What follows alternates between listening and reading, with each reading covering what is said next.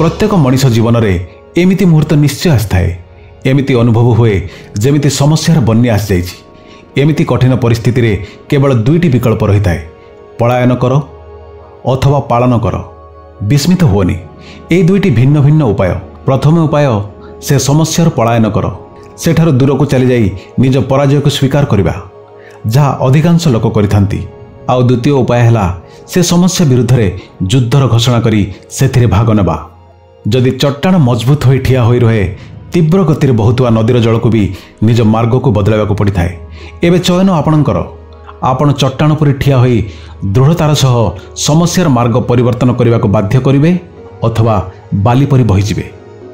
नीति मोर, नियति आपणकर।